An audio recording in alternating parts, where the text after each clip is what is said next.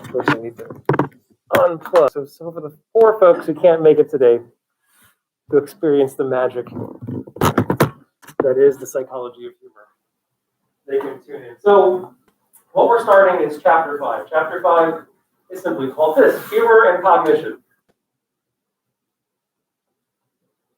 And in this chapter, you can write these down, or you can just think about them, because we're going to get to all 4 of them. And what this chapter is all about is, what role does humor play on our mental processes? That's what cognition is all about. How does it impact these mental processes? And then, sort of what we just stepped into, where does humor come in when it comes into thinking, learning, to memory? Does it help it, or does it actually hurt it? Is it a good thing to have some humor in a test, or does it actually hurt people's performance if there's humor in a test? So questions like that. And then finally, how is humor related to creativity? I mean, creativity is all about cognitive psych. Cognition, of course, meaning thinking. Creativity literally is the magical ability, at least it feels like magic for some people, to think outside the box. Is there a connection between humor and creativity? Maybe humor enhances your creativity. Maybe humor is a form of creativity. What's the connection there? So that's what this chapter is all about. So our crossroads, of course, is, this one's pretty easy to define, literally cognitive psychology. Right? If you didn't know, there's a class you can take in our department that's literally called cognitive psychology, and that's what this class is all about. It's how the studying of how information is taken in, what we do with that, how do we process it, how do we store it? Hopefully we're able to do that. That's what I was asking you guys to do, right? And then retrieve stuff. And of course, how do we apply all of our knowledge in different ways? That's what cognitive psych is all about. And just like we've done before, whether it's been developmental stuff, personality stuff, you're going to get first sort of a crash course in some really basic cognitive psych stuff, and then we'll see how humor, of course, gets applied on top of that. So kind of repeating the same pattern, looking at some classical psych stuff. This next slide is going to look messy, but I like it because I Googled it, and like, oh, that reminds me of me, my handwriting, when I write anything on a grease board. So cognitive psych is all about information processing theory. You definitely want to write that down.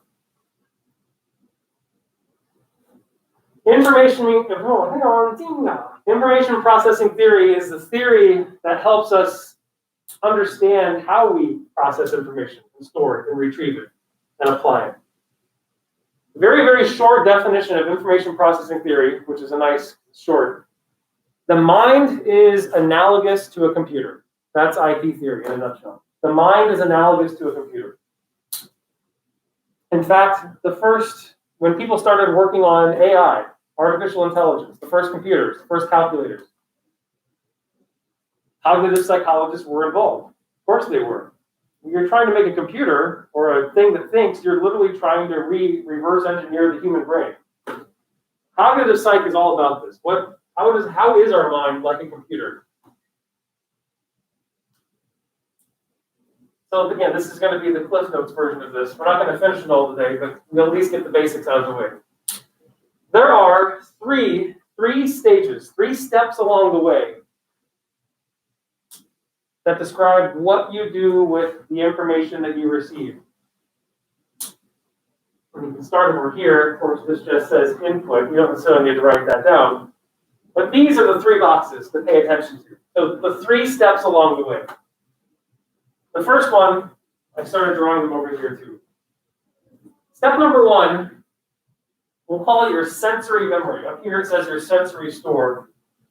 So let's call it your sensory memory. That's stage number 1. This is where all the information comes in. You're blissfully unaware of it, but you're actually taking in a god-awful amount of information right now. You're seeing something, you're hearing something, you're feeling something, you're tasting something, and you're touching something. Of course, you're kind of oblivious to most of this because you're not paying attention to it. So your sensory memory is constantly taking in information. It never shuts off. It's always going. But let's all pause for a second and concentrate on the sound of the ventilation system. Can you hear it? Of course you can. By the way, have you guys ever been in here when the system kicks off and there's like no noise whatsoever? It is the strangest. It's always going and you're never conscious of it. But when it shuts off, you can walk in here and you're like, something's wrong. So what is it? So you can just feel like something's wrong. Like, oh yeah, the air's not on. Oh my God, I gotta get out of here. But anyway, if you paid attention to that, congratulations. What you did was you passed information from here to here. Your short-term memory. So stage number 2 is your short-term memory. It's also known as, and I like that definition better, also known as your working memory. Kind of a freaky thing about your short-term memory is it's literally you. It's your consciousness. It's whatever you're thinking about in the present moment. That's your short-term memory. That's the reason we call it your working memory, because it's what you're doing right now.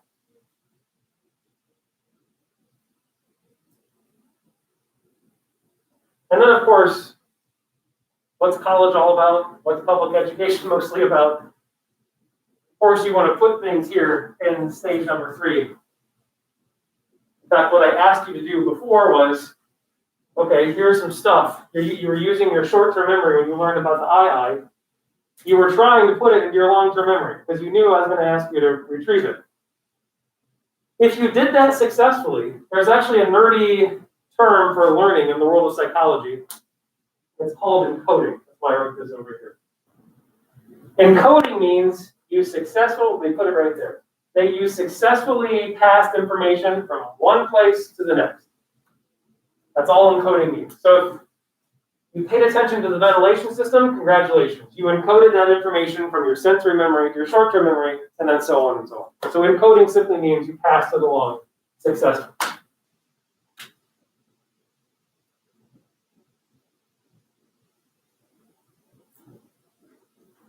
Any questions so far? That's pretty basic stuff. All right, well, for today, we're going to zoom in on your working memory or your short-term memory, let's call it that. Let's see if you're normal or not. I want to play a game. You want to play a game? Of course you do. Of course you want to play a game. Let's see if your short-term memory is normal. So no notes, put everything down, no pens. What I'm going to do, so think of your short-term as what you're thinking about, right? It's information. Like imagine someone really attractive came up to you and gave you a phone number and you had nothing. You had no cell phone, you couldn't write it down.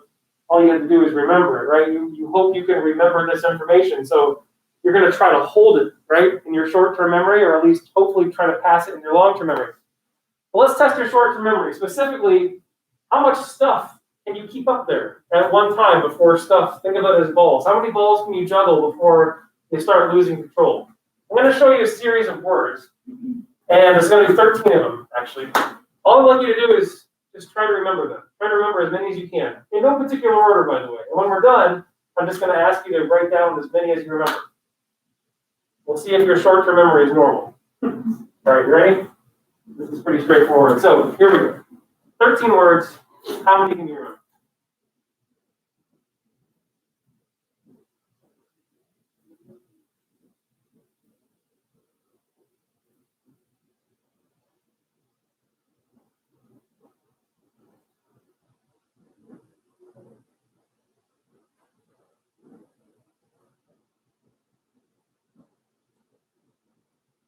All right.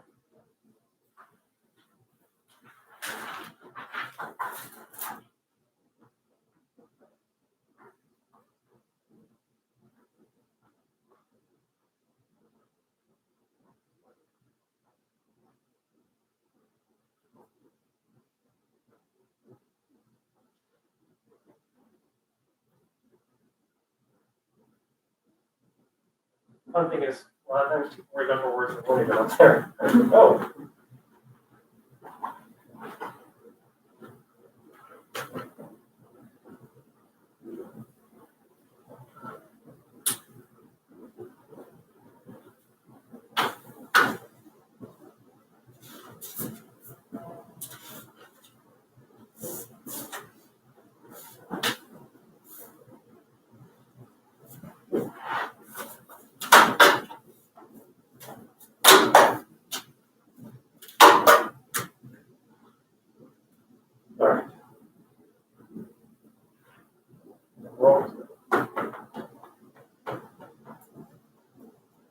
Cassie's going to count. Chapter 3.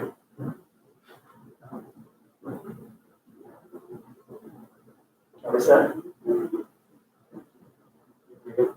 Alright, so how many counts? How many words you have? How many, does anyone have less than 5? Because that's our baseline for normal. So if your hand's not up, you might have early onset Alzheimer's disease. And in fact, this is the cognitive test that they give to people to see how their memory is working. In fact, classic test for cognitive decline is to do something like this and then ask you, kind of distract you for a minute and then say, hey, remember those 10 words that I told you? How many can you remember? And most people can remember anywhere from 5 to 9. So that's how much stuff your short-term memory can hold. Anywhere from 5 to 9 chunks, about 7. So 9 on the high end, 5 on the low end. Now you could be having a bad day, right? No sleep, that can impact this stuff. But on a normal working day, you can remember about 7 chunks, which makes telephone numbers so freaking tricky. Because, right, it's 7 things. Unless, it's always remember, like, I remember my home phone number, 395-1909, right? When you grow up in a space, what is that first 395 becomes? That becomes one thing, right? You don't even need to remember that. Like area codes, 330. You don't need to remember that. But when someone comes at you with a new area code, like, oh my God, no, I can't remember, because you can't remember that much stuff. In fact, there's a whole Seinfeld episode based off of that. Like Elaine, the woman in the show, gets a new area code, and no one wants to talk to her anymore because they don't, like, they just can't handle it. It's just too much stuff. So there's a whole episode based on that. So 5 to 9 chunks. Oh, this would be cool. I didn't actually show you the list. Let's see what you remember. Dog. Does anyone not have dog? Everyone always remembers dogs. This is the first thing, right? What we usually see is the beginning of the list, everyone's gone. The end of the list, everyone's gone. It's all the crap in the middle where stuff just starts to like fade away and you drop it. So pickle, girl, hair, pizza, bone, rat, ladder, dirt, hair, jar, and paint. I got this thing memorized. I've done this. I got all of them. Did you really? Yeah. It's happened before. Congratulations, Cassidy. Want me to test you again? No. No. So there's always one freak in the room. That's funny. Now there's always someone. There's always students who do really, really well. That just means you probably have a really exceptional short-term memory. Congratulations. This usually, by the way, freaks someone out because there's also usually someone who gets like 3 or 4, like, oh my God, like, okay, how did you know all right? But anyway, out of sheer curiosity, Cassidy, what did you, since you got 13 of them, what did you do to try to remember these? I made a picture. Like I connected them. So like I imagined the dog eating a pickle and then a girl with hair on the phone and eating pizza. Have you done this in class before? So what most and then dirt in the air. And then I just remembered drawing paint. I hope the people from Team A watch this, because we just literally had this conversation half hour ago. So what most people do is something completely different. So let's start with Cassidy actually, because what she used, there's different aspects of your short-term memory. What she used is something called your visuospatial sketchpad. This is the cool thing about psych that'll never get old to me. You can close your eyes right now and play a movie in your head. You can see it. Right? You have dreams, right? You see things, you're there. You can picture an apple. There it is. I see a banana. Whatever, you can draw things in your brain. It's cool. We call this capability your visuospatial sketchpad. You can also sing to yourself. You guys can't hear it right now, but I'm listening to Guns N' Roses in my head while I'm talking to you. I wish you could hear the soundtrack. But doesn't that blow your mind? Have you ever thought about this? That you can sit there and play a song in your head or talk to yourself? It's so weird. But that's your short-term memory, and that's called your phonological loop. So the fact that you can hear yourself. So when you do a memory test like this, and here's some good advice. What most people, here's the strange thing, most people your age, well, and my age, I'm not old yet.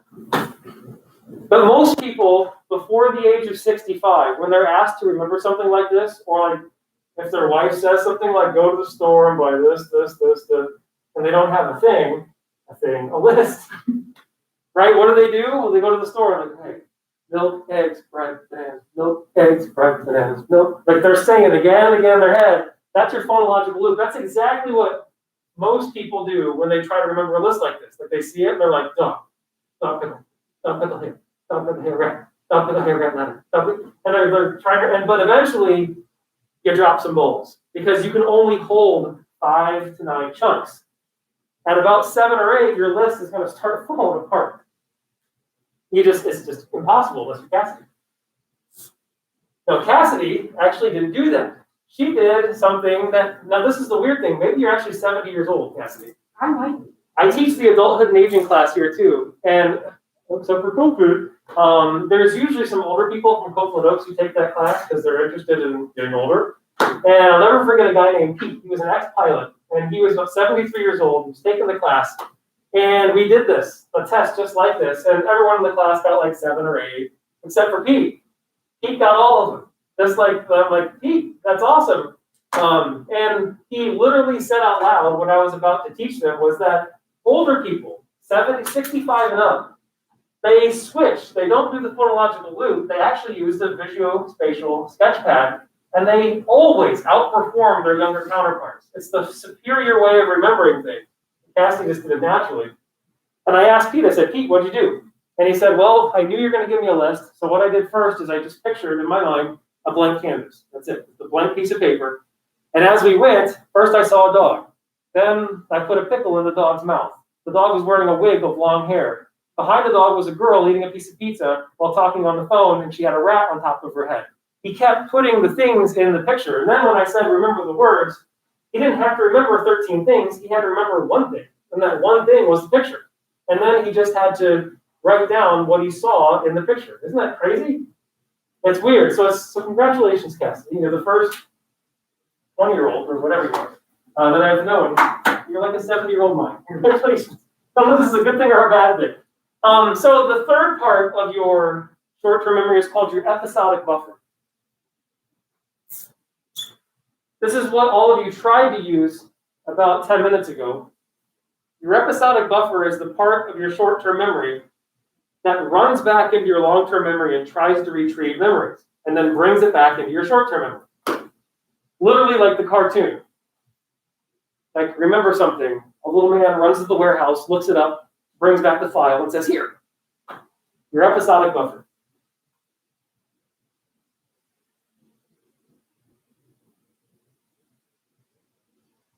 And this is where we kind of left off with Team A. And we're on to time 2. So what's the connection to humor with your short-term memory?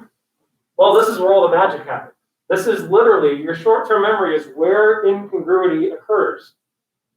It's what makes by association possible, or we want to call it synergy, that's fine. A violation of a schema, considering a violation benign, this is where it happens. In your working memory. We'll make some connections to long-term memory and all that next week when I see you then. So that's it. That's where we're going to hit the brakes.